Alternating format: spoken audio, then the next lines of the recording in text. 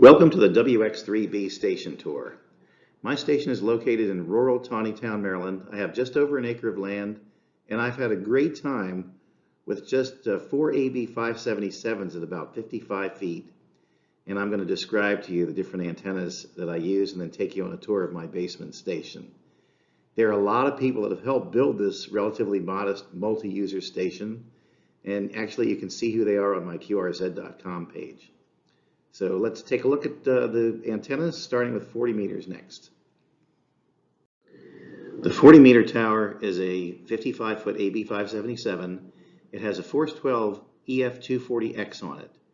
This is an antenna with two linear loaded elements that are 49 feet each, separated on a 24-foot boom. It's a light antenna, weighs under 50 pounds, and it captures about 5 square feet of wind load, which is perfect for an AB577. It should be up higher, but it works pretty well even at 55 feet. My 15 meter antenna is another Force 12 antenna. It's 6 elements on a 36-foot boom. Captures about 6 square feet of wind surface and weighs 50 pounds. It's a very nice antenna. It's up about 55 feet on top of the AB577. On 20 meters, I have the EF420, which is another Force 12 antenna. This one has 4 elements spaced on a 30-foot boom. It's up 50 feet. The 10 meter station has a 6-element Force 12 antenna on a 24-foot boom up 55 feet.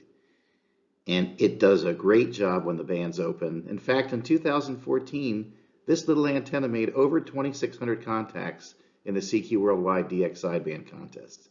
Thanks to Bill Schwartz, K3WI, for that effort. Here you're looking at the base of my southwest vertical for my 2-element 80 meter vertical array. Each element has about 70 radials that are quarter wavelength each, and this array can fire northeast or southwest and is generally used for DX contests. I also have a dipole at 55 feet which covers the high angles.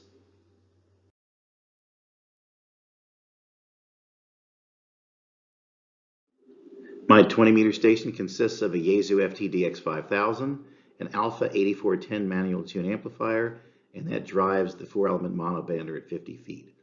All my rotors are Yaesu rotors, the G1000 DXA, G800 DXA, and I think I have one G800 SA.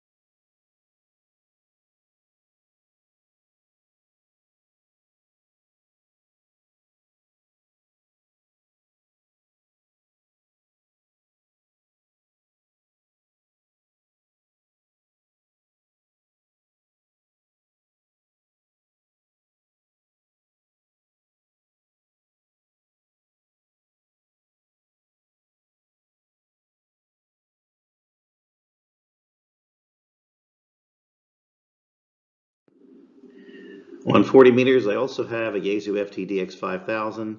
This amplifier is an Ameritron AL1200, and that drives the 2-element Force 12 antenna up 55 feet. The 15 meter station is an ICOM IC7610, an Alpha 91B, and that goes to the 6-element monobander up 55 feet. This is also a good time to state that my logging software is generally N1MM. Sometimes I'll use WindTest, but mostly N1MM. The 80 meter operating position is one of the more interesting ones. It has an ICOM IC7610 transceiver, an Ameritron AL1500 amplifier thanks to SID and H7C on a semi-permanent loan, And you have a choice of antennas, a dipole at 55 feet or a 2-element vertical array you can fire northeast or southwest.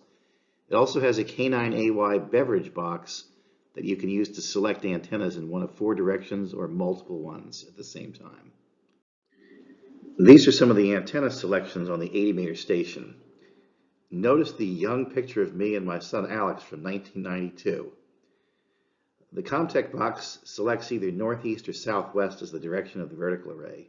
The stack match box below it is actually used as an antenna switch. You can select either the dipole or the vertical array, or both. I've rarely used both ever.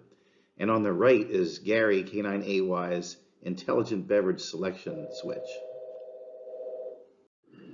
On 160 meters, I have an ICOM IC7610 and a Meritron AL1200 amplifier, and this drives the inverted L with the 32 radials, and also there's a K9AY beverage selection box where you can select one of 4 directions or any combination.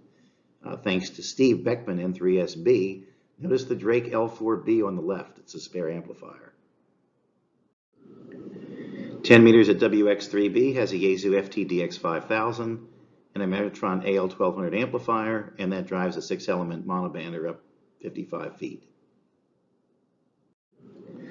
WX3B has some extra radios. The Mark V you see on the left is SIDS NH7C, been at my station on a long-term loan. On the right is an extra MP of mine.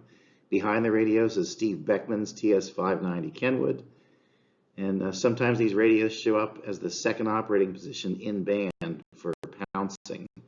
N3OC Brian designed these boxes that are in use to prevent me from transmitting more than one signal at a time while protecting the receivers. You can never have too many radios.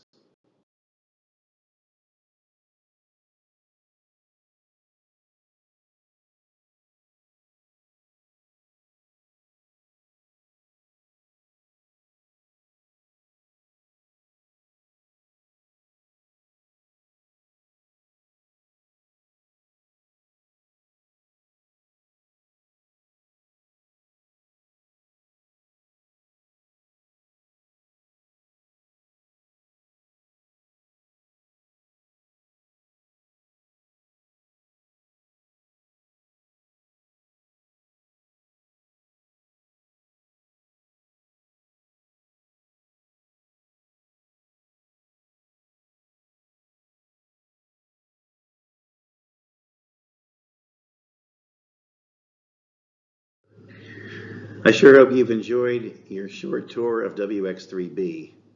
As you can see, there are a lot of people that have helped me build the station, improve it, maintain it, operate it. Some people have lent me equipment for years. It does take a lot, even for a modest station like mine. And I'm grateful to have such friends, because without them, there's no way this station would exist. Thank you, and enjoy the rest of the meeting. 73.